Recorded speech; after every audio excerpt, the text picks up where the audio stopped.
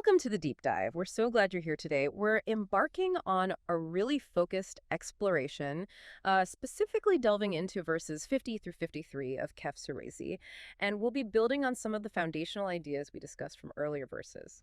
Our goal for you today, really, is to uncover a fresh perspective on some pretty timeless wisdom. We want to offer practical tools, things you can actually use for navigating, well, modern life. We'll look into the complexities of human nature, maybe find some deeper meaning in just everyday actions. Get ready, because we think you'll uncover some surprising connections, really relevant links between these ancient texts and the challenges, you might be facing today, hopefully leading to some actionable insights for personal growth and just a clear understanding of things. It's definitely a rich tapestry we're about to explore. And we have some truly fascinating source material for today's deep dive. It offers quite diverse interpretations and some really profound reflections on these powerful verses. So we'll start by briefly revisiting how our previous deep dives, looking at verses 45-49, painted this vivid picture of worldly life. Its transient nature, and understanding that really sets the stage. It flows right into this pivotal moment described in verse 50. That's where we'll dive deep into fundamental themes, things like human choice, unseen forces, and the profound, often overlooked consequences of our alliances. It's all interconnected. Setting the stage for what we hope is a truly transformative understanding that speaks directly to our daily lives. Absolutely. And hey, if you're finding value in these deep dives, if you're enjoying our discussions, we truly appreciate your support.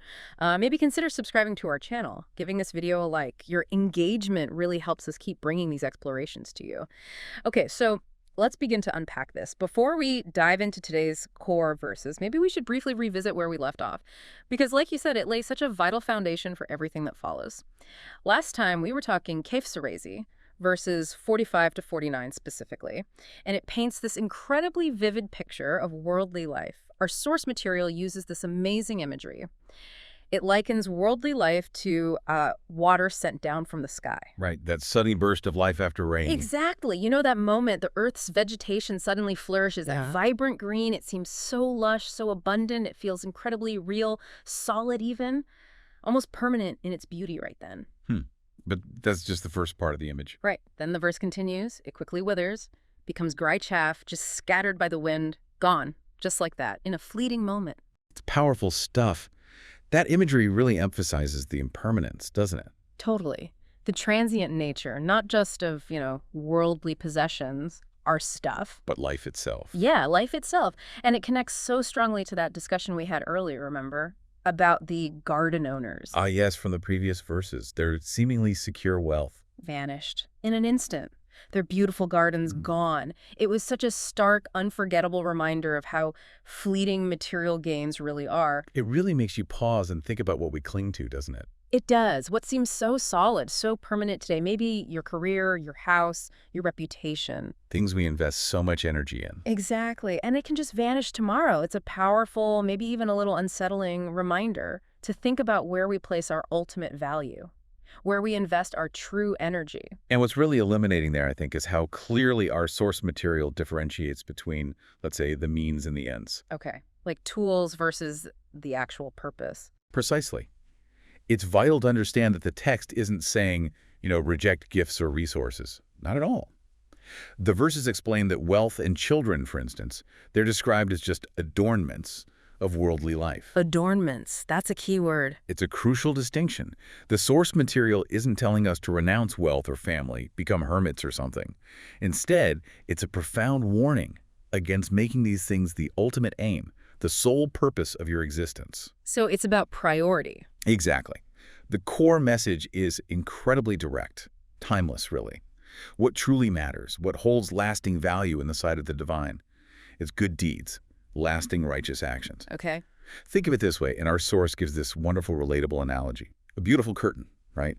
It adds beauty, comfort to a house, makes it feel more complete, inviting. Sure, yeah. But the curtain isn't what makes the house a home. It doesn't give it its true essence, the foundation, the shelter, its purpose. Ah, I see. The curtain is just decoration. It's an adornment. Similarly, wealth, children, status, these could be beautiful adornments in our lives. They can add comfort, joy, but they aren't the essence. The true substance of a meaningful, enduring life lies in your actions, your intentions, your consistent contribution to good.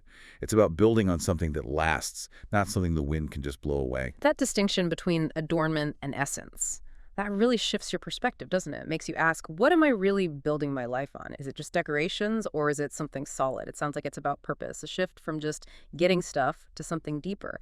And that really brings us to this incredibly profound concept in the source. Accountability. If actions are the essence, then, well, what about the consequences? Absolutely. And the source elaborates on this profound idea that every single action we take, whether it seems huge or utterly insignificant, it's meticulously recorded. Yeah. Think of it like a comprehensive ledger, a book, or a personal destiny that captures every single detail. Every detail, well. Every detail.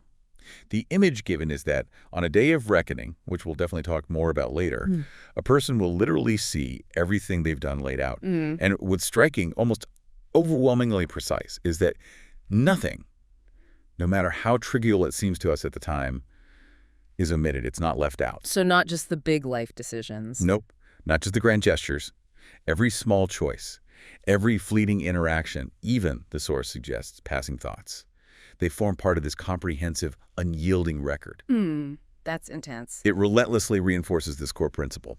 Every action, regardless of how big or small we think it is, inevitably yields its corresponding consequence. And our source includes this profoundly reassuring yet also challenging statement. We are not unjust. Okay, what does that mean in this context? It clarifies that any difficulty, any perceived zulm injustice that someone experiences, it's ultimately a result of their own actions and choices. It's not arbitrary divine punishment or some unfair fate.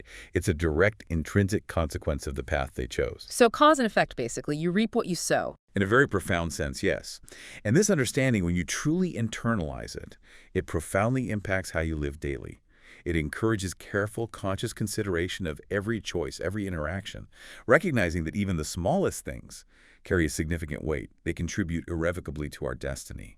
It pushes us, really, to own our lives, to take radical responsibility for our unfolding reality. So this isn't just about some far-off judgment day, then, is it? It sounds like it makes every single moment, well, consequential, a canvas of consequence. What does this mean for how we see those small actions? It really shifts things, doesn't it? It gives every moment, every chat, every thought even, this profound sense of purpose, of accountability, knowing it's being recorded, it'll have an impact. It's an incredible motivator for mindfulness, for just living consciously. Is it fair to say it transforms the trivial into something deeply meaningful? You've captured it perfectly. It's about recognizing there's really no such thing as an insignificant choice, no throwaway moment. Every action, every intention is an investment in our future, shaping the book of our life, so to speak. It absolutely transforms the trivial into the profoundly meaningful. It creates this living relationship with our actions and their consequences as they unfold. Okay. Here's where it gets really interesting, maybe even a bit provocative. With that powerful foundation laid understanding or worldly life's fleeting nature and this deep principle of accountability, our deep dive truly begins with verse 50 of Surah. This verse describes a moment of huge cosmic significance, human significance too, a foundational story for human existence. It starts with God's command to all the angels, Sasabe before Aram. Now, Satade is often just translated as bowing physically, right? But what's the deeper meaning the source wants us to grasp here, beyond just, bending down? Yeah, it's crucial to go deeper than just the physical act. Our source interprets sekta as much more than bowing. Think of it as a profound act of recognition, an affirmation, a willing submission to the inherent dignity, the unique purpose, the special qualities embodied by Adam. Okay, recognition of dignity and purpose. Exactly. And connecting this to the bigger picture, the source interprets this sekta as affirming Adamlik. It's a concept encompassing humanity's inherent nobility. Adamlik, nobility. Right. Its unique capacity for moral, conscious choice, and its profound role as God's Khalifa. Khalifa, like a steward or vicegerent. Precisely. A steward on earth. So the angels prostrating. In this context, it symbolizes that all forces, all elements of existence are fundamentally designed to serve and support humanity when humanity lives according to its true, noble Adamic nature. Wow, so it's like a cosmic alignment, everything ready to help us if we're on the right track. It suggests a universal willingness to assist, to facilitate humanity's journey when it's aligned with its highest purpose. Like the whole universe is wired to support us when we're living truthfully. That's a truly expansive thought, the universe itself, aligned to support our highest potential. But then there's that crucial turn in the verse, the moment of dissonance. Yes, Iblis's defiance. Right. It explicitly says he was of the jinn, and he refused to prostrate. Now, our source delves into a really profound, almost psychological take on Iblis. He's presented not necessarily as a concrete external being, but maybe representing unseen forces, internal emotions, destructive thoughts, negative states. That's a key interpretation in the source. Iblis is seen as embodying disobedience to divine law or order, what the source calls hukuk, essentially a principle of discord within that universal harmony we just talked about. Huh. It's fascinating how this shifts it. It's not just about some external bad guy or a historical event far away. It becomes this ever-present internal struggle, the Iblis within each of us. That subtle whisper pulling us away from our true path, pulling us towards despair, cynicism, self-sabotage, pushing us out of alignment with our best selves. It really gives this ancient story an incredibly personal dimension. It sounds like our internal state profoundly affects our external reality then. Precisely. And this internal struggle leads directly to God's provocative question to humanity right there in the verse. Do you take him, Iblis, and his offspring as allies instead of me? Well, they are your enemies. Wow, that's direct. It is. And it delves into this concept of vilayat, which is much more than just friendship. It means taking someone as a friend, yes, but also a protector, an advocate, even a governing authority in your life. So who do you give authority to? Exactly. This highlights a core, fundamental human choice. Do you align yourself with divine guidance, with the forces that foster true human flourishing? Or do you align with despair, opposition, and ultimately what harms yourself and leads to misery? The consequence stated is stark. What a wretched exchange for the wrongdoers. It emphasizes the dire, negative, self-defeating outcome of that misguided choice. It asks us, point blank, where do our true loyalties lie? That's a powerful question for us today, isn't it? Do we unknowingly choose allies, maybe internal habits or external influences that actually work against our own well-being, against our flourishing? It forces you to really examine your deepest loyalties. It absolutely does. And the source elaborates further on what it calls the jinni dimension of humanity. It suggests humans have both an unseen side, or known, visible, conscious self. Okay, the open part. And a jinni side, or unknown, invisible, hidden, maybe subconscious dimension.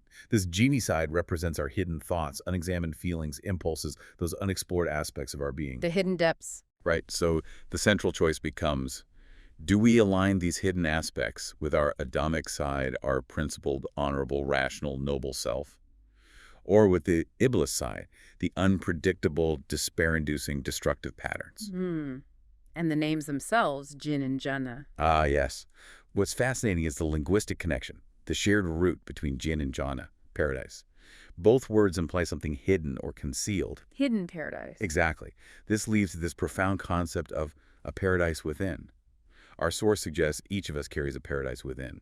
This inner jhana can be unveiled, accessed, experienced by living according to divine principles, by aligning with our true Adamic nature. Iblis, in this context, represents the act of covering up that paradise, denying it, burying this inherent vitality, this innate hope, this potential for inner peace. It's about blocking our own access to that inner sanctuary. So again, it's not just about some far-off devil figure. It's a constant, dynamic internal battle, a choice we make, maybe moment by moment, choosing between cultivating hope and succumbing to despair, fostering connection versus falling into isolation or self-sabotage. It really is an ongoing, deeply personal process. And if that's true, that our internal state affects our external reality so much, what are some practical ways the source suggests to cultivate that mindfulness, to align with the Adamic side? That's a crucial point. And it raises an important question for you, the listener, to ponder. Where do you stand in your own internal world? Are you actively cultivating that Adamic aspect, allowing the universe, in a sense, to support you? Or are you maybe inadvertently succumbing to the Iblis dimension, doubt, cynicism, internal chaos? The source reinforces this powerful idea. If a person consistently lives by principles, upholds integrity, aligns with universal values, then it's like a natural law. All forces, all elements in the universe will inherently support them. Like a cosmic principle of collaboration. Yeah, exactly. Consider this. It challenges common ideas, like animals, say sharks, being inherently hostile. The source suggests no creature is created just to harm humans if humans themselves live in alignment with universal laws. It's not about magic, but about a harmonious interaction when your actions don't invite discord. Interesting. And health. Does it connect to health? Profoundly. This alignment connects directly to holistic human health. Living in harmony with divine laws, even simple things like conscious eating, proper sleep, mindful remembrance of God leads to optimal well-being. Physiological, psychological, spiritual. Illness in this framework isn't arbitrary punishment. It's framed as a deviation from this natural harmonious state. Disruption of balance. Precisely. Conversely, when someone lives in despair or excess or out of alignment with these principles, that's when the Iblis dimension emerges. It fosters internal chaos, which then often manifests as external disharmony. It's a self-inflicted disruption of that cosmic order. Wow. It's almost as if the universe is inherently set up to collaborate with us, to support our journey. But only if we're playing by the fundamental rules, the universal ones. That's a truly profound and actually quite empowering thought. It redefines health and well-being way beyond just physical symptoms. Okay, so if we're constantly making this internal choice, hope versus despair, Adamic versus Iblis, how do we even grasp where we fit in the grand scheme of things? Because verse 51, our source takes us deeper into the mystery of creation and humanity's place in it. The verse states, "I did not make them witnesses to the creation of the heavens and the earth, nor to their own creation." That hits you immediately, right? It acknowledges a profound truth. We humans, we don't fully get it, and we can't fully comprehend the precise origins of the universe or even how we were formed. We weren't there at the start. Exactly. We don't oversee every cell dividing that keeps us alive. But despite this limitation, the source emphasizes we can still gain immense understanding, appreciation even, for what it calls God's artistry and technique. How? By diligently observing, learning from the laws in action throughout creation. So it's not about seeing the beginning, but understanding the ongoing process. Right. It's meticulous design. We can discern these universal laws by carefully observing nature ecosystems, plants, animals, the celestial bodies, the sun, moon, stars, galaxies, their predictable dance, and even the intricate process of human development, upbringing, how societies work or don't work. It's all like a book waiting to be read. And what's fascinating there is, okay, we weren't physically present at creation's dawn, but our constant open observation or willingness to learn that reveals the profound laws governing everything. Our perception, our consciousness, it fundamentally shapes what we see, what knowledge we're open to receiving. It's about cultivating active presence, attentiveness to the signs the ayat constantly revealed everywhere. The signs. Yes. And the verse continues with a powerful statement. Nor did I take the misleaders as helpers. This connects the idea of misleaders, referring back to Iblis and that whole dimension, to those who consciously or unconsciously choose a path of hopelessness, self-delusion, spiritual imprisonment. So the despairing ones can't be guides. Essentially, yes.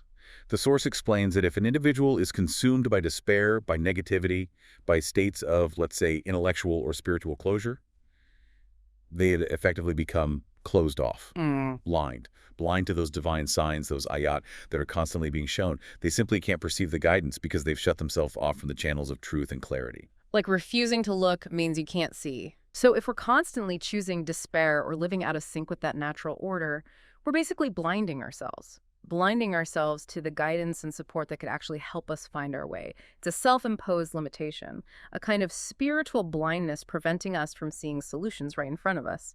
And the source goes further, drawing the stark parallel to, well, our current societal path.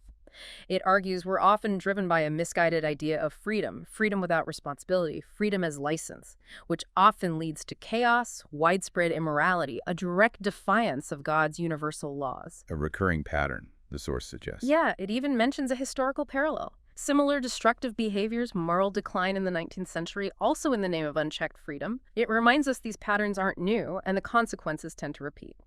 What's really striking is the insight that living honestly, truthfully, justly, it's inherently easier, simpler than deceit or injustice. Easier. How so? Seems like cheating is sometimes the easy way out. Well, the source argues truth aligns with universal harmony. It's like a river flowing naturally. Deceit, lies, injustice, that's like trying to swim upstream against a strong current. It's exhausting, complicated, always needing more lies to cover the old ones. Just imagine, the source asks, if nations truly live by the simple principle, do not kill. Imagine the strength, the global peace, the harmony seems logical, yet so out of reach. And this is precisely where that Iblis dimension manifests in society, isn't it?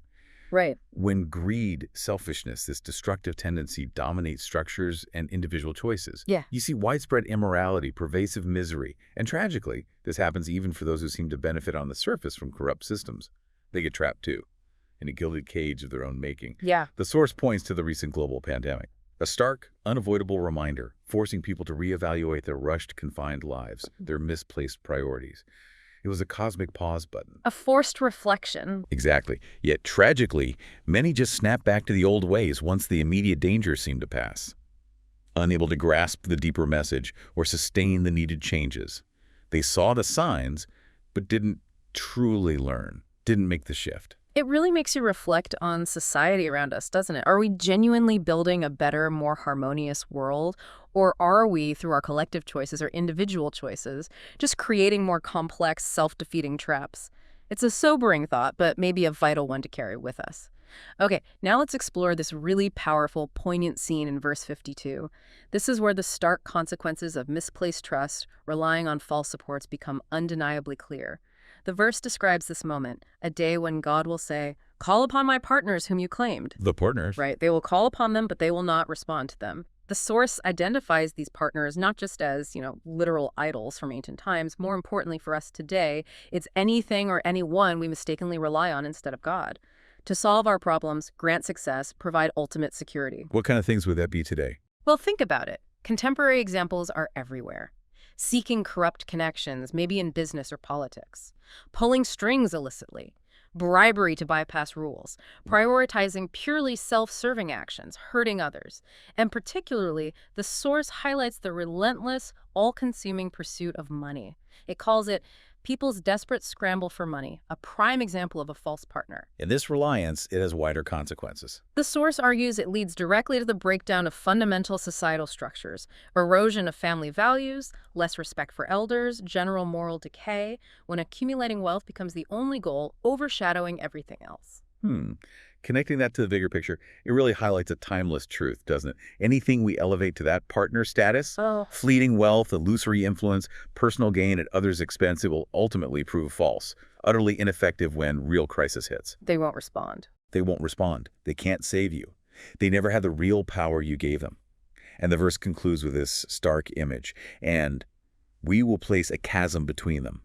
The source explains makika as a deep pit, an insurmountable barrier, a profound, unbridgeable separation. A chasm, wow. This chasm symbolizes the complete disconnect, the utter inability of those false partners to offer any real help, comfort, salvation when you face the inevitable consequences of your actions.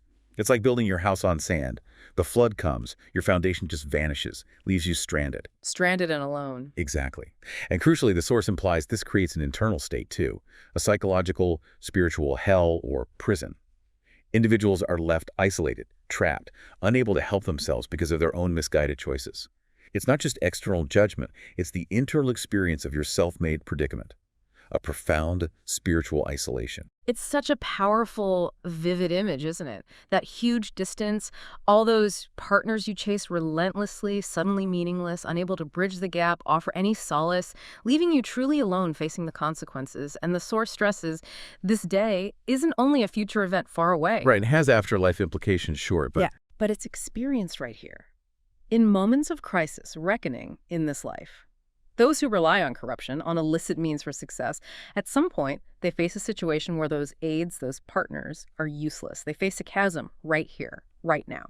So the profound importance, then, is building your life on firm ethical principles, a fundamental trust in the divine alone, not on transient, unreliable support from others or corrupt systems. It's about setting yourself up for true, lasting security, real peace, a foundation that holds no matter what storm comes.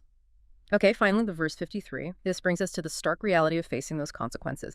But crucially, it also hints at a path forward, a way out of the fire we might find ourselves in. The verse states, "And the criminals will see the fire and realize they are falling into it, and they will find no escape from it." Now, fire, our source, interprets this not just as literal hellfire later on, though that's one dimension. But more immediately. More importantly, perhaps, as the immediate crushing consequences.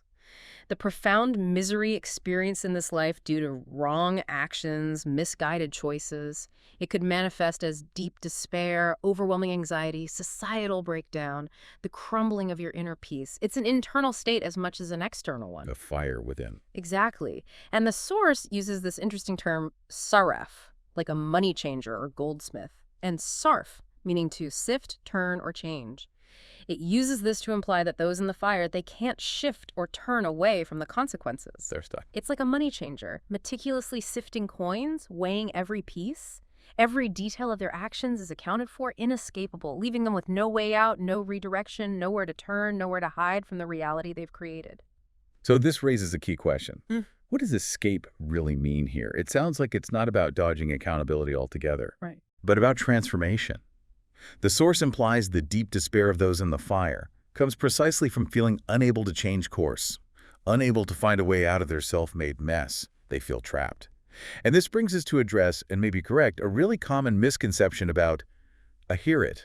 I hear it, usually translated as the afterlife. Right. The misconception is that it's only about life after physical death, a single event way off in the future. Okay, so what's the deeper meaning? The true meaning, as beautifully put by a student in our source material, is far more immediate, far more transformative.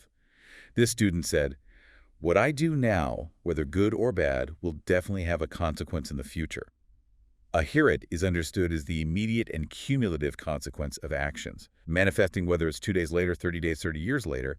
It's not just a distant judgment, it's an ongoing reality, a living result of our choices. This understanding fosters an incredibly powerful sense of immediate accountability, a continuous living relationship with the consequences of your choices, rather than just pushing responsibility off to some distant abstract future you might think you can avoid. It brings the future right into the present, makes every decision profoundly impactful. That reframes I hear it completely. It makes it so much more immediate. Yeah. Directly tying our present actions to our unfolding future reality. It fundamentally changes everything about how we approach daily choices, doesn't it? If the consequences are immediate, if the fire is something we can feel now, it makes every decision much more urgent, more impactful. It removes that comfort of procrastination, forces us into a living relationship with our actions. It absolutely does. It strips away that comfort of later and forces us into a living, conscious relationship with what we do. But despite these dire consequences, despite the stark reality of the fire, the source emphasizes there is a way out of the Iblis dimension, that state of despair, misery, self-made entrapment. And that way is Tawbah. Tawbah. It's far more than just saying, "I'm sorry." It means sincere repentance, yes, but also a genuine turning, a returning to God, to the right path, a profound and internal shift in direction. The source clarifies that when a person genuinely turns, God also turns towards them, enabling a path towards a happy, balanced, harmonious life, away from the chaos. So there's always an open door back. Always. But it requires that genuine turn. The source again highlights the pandemic experience. It momentarily made people acutely aware of their misguided, unsustainable lives, the frantic rush, the superficial priorities. That forced slowdown we mentioned. Exactly. A moment of profound reflection for many. But tragically, many snapped back to the old ways once the immediate threat seemed gone. Unable to sustain the change they'd briefly embraced, they saw the fire, the disruption, the anxiety, the forced reevaluation, but failed to make the lasting turn that Tawbah represents. It takes sustained effort then. It does. And for a real-world example of true value, genuine prosperity, the source shares this really poignant anecdote. A 60-year-old grape grower. This person, just driven by curiosity, love for nature, started cultivating grapevines. Today, he peacefully supports multiple families with his produce. He doesn't have a fancy degree, not overtly religious in his demeanor. Yet this person instinctively understands the value of working in harmony with nature, with universal laws, even implicitly. And he finds profound success, deep contentment, inner peace. It vividly shows how aligning with universal principles brings real prosperity, real peace, far beyond just money. That's beautiful. Working with the system, not against it. Exactly. Now contrast that with a society obsessively focused on money as its ultimate partner. This obsession, the source suggests, often leads to widespread unhappiness, spiritual impoverishment, even for those who pile up great wealth. The gilded cage again. Right? This societal fixation creates a self-imposed system of slavery. People become endlessly dependent on money, on debt, on the fleeting desires of others. They lose their true autonomy, their peace, their authentic well-being. They've built their own prison, filled with anxieties about loss or gain. This powerful anecdote really encapsulates the core message of our deep dive today, doesn't it? True liberation, profound contentment, lasting success. They don't come from chasing those fleeting external partners that will ultimately fail us. They come from understanding and living by these universal laws. It's about building a life on a foundation that truly holds, whatever storms come, leading us away from that potential state of despair and towards lasting harmony. Okay, wow, what a profound and insightful deep dive we've had today. It's truly eye-opening, isn't it? how these ancient verses from Qif Suresi speak so directly, so powerfully to our lives right now in the modern world, offering a clear roadmap, really, for personal well-being and even societal harmony. If we were to boil down our key takeaways, maybe into a few powerful thoughts to hold on to, they might be. First, remember this. Worldly adornments are fleeting. Lasting good deeds and sincere intentions matter most. They form your true, enduring legacy. Second, really understand that Iblis isn't just some external figure, but a potent symbol of internal despair, that deviation from our inherent Adamic potential, that noble core within each of us. Third, recognize that true support and lasting happiness, they come from aligning with universal divine laws, not from empty promises of false partners like unchecked wealth, corrupt influence, or fleeting validation. Fourth, try to internalize this. The consequences of our actions here are immediate. They profoundly shape our present reality and our unfolding future, making every moment a chance for conscious choice. And crucially, fifth, there is always a clear path back. Back to harmony, joy, peace through sincerity, self-awareness, and a courageous return to our true, principled nature. So what stands out to you listening to this from today's deep dive? How might these powerful insights resonate with your own experiences? Perhaps how might they change the way you approach your daily choices, your aspirations, especially when you face challenges or, temptation? And just to build on that thought, consider this provocative question for your own reflection as you go from here. If understanding and living in harmony with these universal laws is truly the easiest, the most natural path to a fulfilling, peaceful life, what subtle Iblis dimensions, maybe habits of despair you didn't notice, patterns of blaming others, or that relentless pull of materialism might you be unknowingly overlooking in your own journey? What might be preventing you from fully embracing this inherent simplicity and the profound cosmic support that, according to this source, awaits you? It really is a question of looking within. That's a really powerful thought to sit with, a perfect point for personal reflection as we close out. And with that, we wrap up another deep dive. We sincerely hope you've gained valuable insights today. Insights that spark further curiosity, encourage deeper exploration, and inspire some meaningful reflection in your own life. And hey, if you enjoyed today's deep dive, please do give this video a like and subscribe to our channel. It really helps support us. Join us again next time for another deep dive into fascinating sources. We'll continue to unpack complex ideas and uncover surprising truths for you. Until then, keep exploring.